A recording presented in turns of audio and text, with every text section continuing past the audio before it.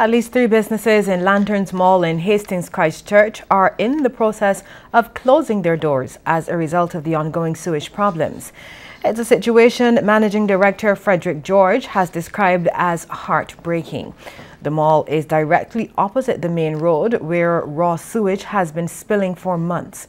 Mr. Frederick says, that's Mr. George, says they have been working with tenants to try to alleviate some of the pressure by reducing rent. He says it's a very big problem that will take a considerable amount of time to resolve, but time is money and it is a national crisis. You know, if you would give me a time limit and say, well, look, in 3 months' time, I would wait. But when it's up in the air, and they reach the end of it, so that's where we are now. In the meanwhile, my main concern was this. There are many businesses in the area that are not going to be able to sustain a waiting period for this to be rectified. And we are seeing some collapsing of businesses right now. This entails unemployment, people losing all their savings and so on, and it really will dampen the entrepreneurial spirit of young people who want to get into business.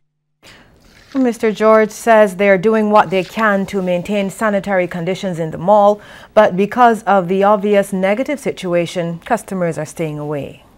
You will have a dampening of sales to most of the places. But we have managed to maintain, sanitary conditions in our area, particularly door handles and all these other things that people frequently use. But nevertheless, people are still, they still don't want to use the area because of that. Barbados needs to look at diversifying some of its business away from the United Kingdom and perhaps to Latin America. This is the advice from Professor Andrew Rose, who was the Distinguished Visiting Fellow for the Central Bank of Barbados' 5th Caribbean Economic Forum last night. He says the UK will not conclude its Brexit negotiations with the European Union by the end of March next year, as it will not be able to put its trade deals in order by then. Well, Professor Rose says this will lead to market uncertainty and countries that do business directly with the UK, like Barbados and the wider Caribbean, will be adversely affected.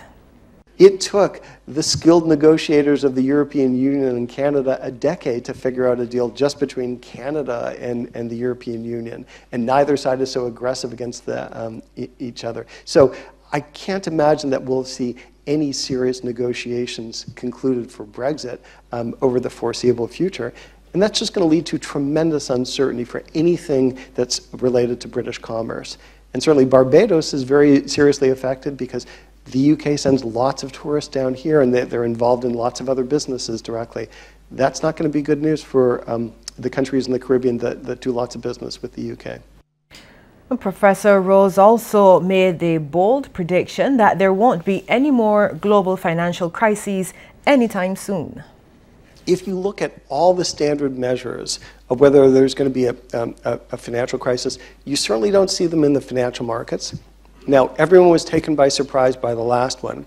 There's no doubt about that. So the markets can be wrong. That is certainly true.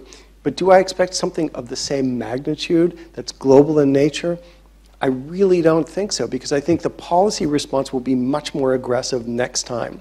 As soon as there's a financial crisis in any small country, there'll be very aggressive moves to make sure that it doesn't spread more widely.